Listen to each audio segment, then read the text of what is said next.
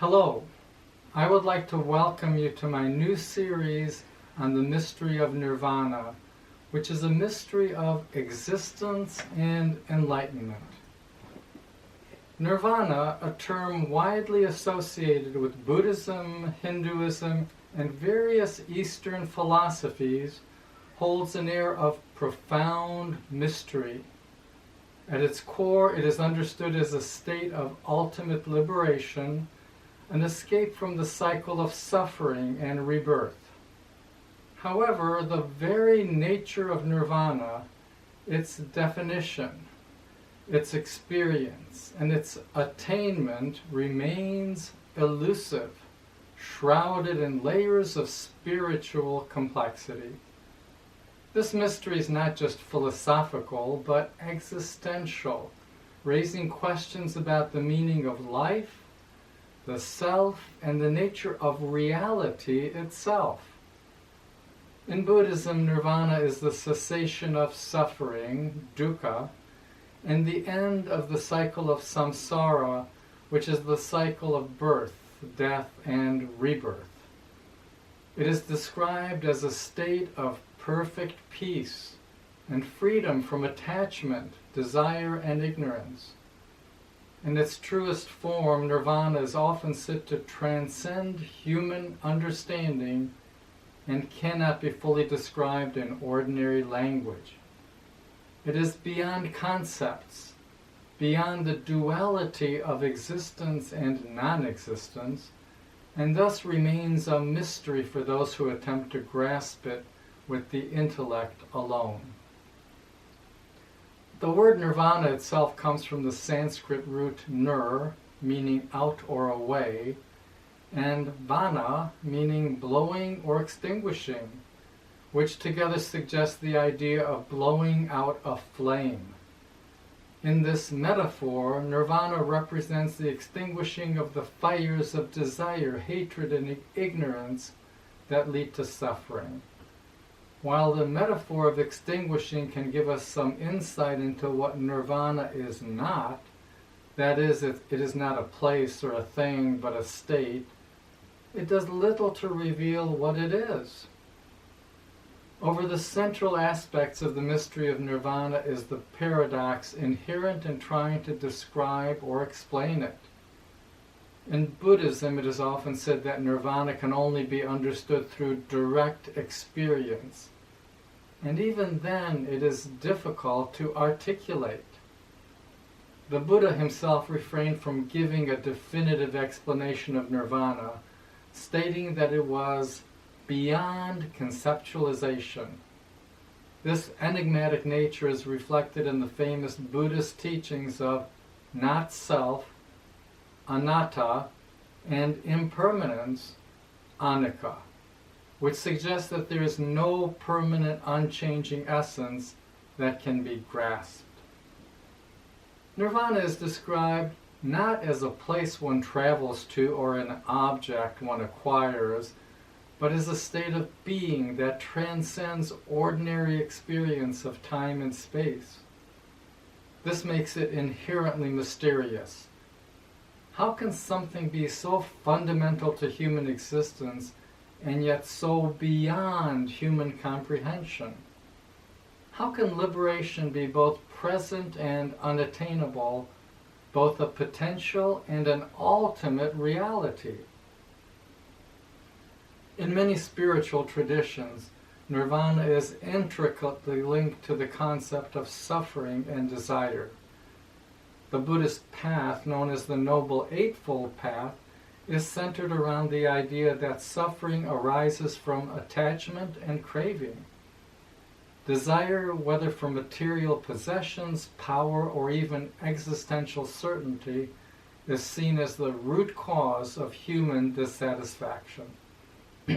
Nirvana, therefore, is seen as the cessation of all craving, a release from the desires that bind individuals to the cycle of suffering. Yet if nirvana is the cessation of desire, how can one desire it in the first place? The paradox arises again. the very desire for nirvana can be seen as an obstacle to attaining it, as it perpetuates the cycle of craving. This paradox raises deep questions about the nature of the self and the mind. If nirvana is liberation from desire, can one achieve it by desiring it? This conundrum has puzzled scholars, spiritual seekers, and philosophers for centuries, making nirvana a mystery not only in its essence, but also in its pursuit. The concept of nirvana also presents a mystery when considered in relation to the self. In many Eastern philosophies, the self is seen as an illusion, an ego or construct that creates the sense of individuality and separation from the rest of existence. Buddhism in particular teaches the doctrine of no self, anatta, which holds that the self is not a permanent, independent entity, but a collection of changing experiences and conditions.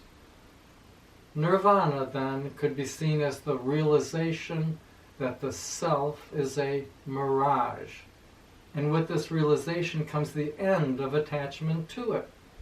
This is not to say that the individual ceases to exist, but that one no longer identifies with the egoic self in a way that causes suffering. The mystery here lies in the paradox of self-realization. How does one awaken to the truth of no self while still existing within the world of apparent individuals? How can one understand the emptiness of the self while still engaging in daily life? Beyond the self, nirvana also raises questions about the very nature of reality itself. If nirvana is the end of suffering, it suggests that the world as we perceive it is inherently flawed or distorted. The Buddhist notion of samsara, the endless cycle of birth and rebirth, implies that the ordinary world is bound by illusion and suffering. Nirvana then represents a transcendent state beyond this illusion, a kind of awakening to a deeper, unconditioned reality. However, if the world of samsara is illusory, what does this say about the nature of the world we experience every day? Is the reality we live in merely a dream, or is it something more?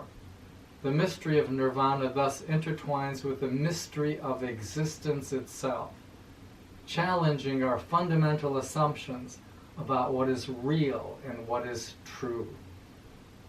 Finally, the mystery of nirvana is compounded by the difficulty in attaining it. While the Buddhist path offers a practical guide through the Eightfold Path, right understanding, right intention, right speech, right action, right livelihood, right effort, right mindfulness, and right concentration, the process of realizing nirvana is often described as long, arduous, and filled with challenges. It requires not only intellectual understanding, but deep spiritual practice, meditation, and insight.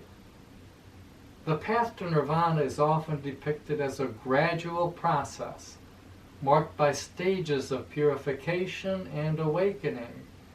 Yet even after years of discipline and practice, the ultimate realization of nirvana remains elusive for many.